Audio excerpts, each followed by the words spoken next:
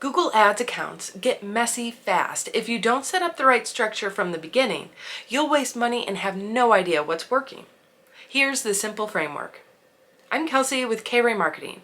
Before we talk about keywords or ads or targeting, you need to understand how a Google Ads account is organized. This is the foundation. Get this right and everything else is easier. A Google Ads account has 4 levels. Think of it like a filing cabinet. Account, that's the whole cabinet. Campaigns, those are the drawers. Ad groups, those are the folders inside each drawer. And ads and keywords, those are the individual papers in each folder. Each level controls different things. Let me break it down.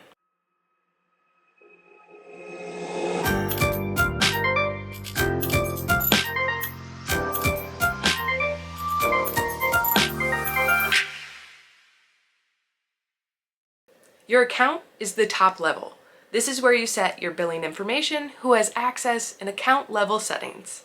You'll have one account for your business. That's it. Campaigns are where the big decisions happen. Each campaign controls your daily budget, your location targeting, your bidding strategy, your campaign type, search, display, etc. Here's how to think about campaigns. Create separate campaigns for things that need separate budgets or settings. For example, if you're a plumber, you might have one campaign for emergency services, higher priority, bigger budget. One campaign for water heater installation and one campaign for drain cleaning. That way you can control how much you spend on each service. Inside each campaign, you create ad groups. Each ad group holds a set of related keywords and ads that go with them. Think of it this way. One ad group equals one theme. In your emergency plumber campaign, you might have ad groups like emergency plumber near me with keywords about emergency service, 24-hour plumber with keywords about around-the-clock availability, and same-day plumber with keywords about fast service. Each ad group gets its own set of keywords and ads that are tightly related. This helps your ads match to what people are searching for, which improves your quality score and lowers your costs. Inside each ad group, you have keywords, the search terms you want to show up for, and your ads, the actual text ads people will see.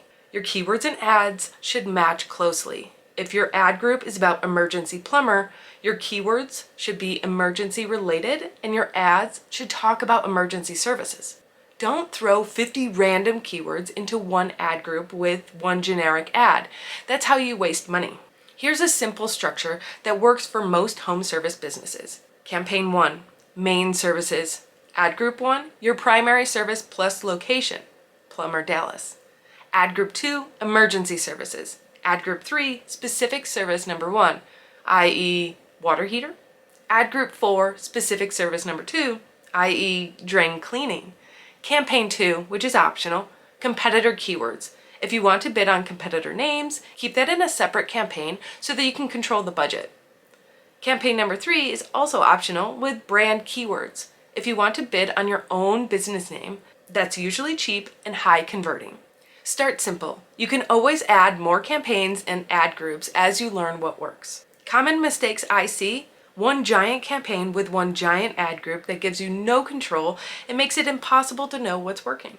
Too many campaigns too fast. Start with 1 to 2 campaigns and build from there. Complexity without data is just confusion. Keywords and ads that don't match. If someone searches drain cleaning and your ad talks about water heaters, they're not clicking. Here's the Google Ads structure in 30 seconds. Account, your billing and access. Campaigns, your budget and targeting. Ad groups, your themes. Keywords and ads, your specifics. Start with 1 to 2 campaigns, 3 to 5 ad groups each, tightly themed.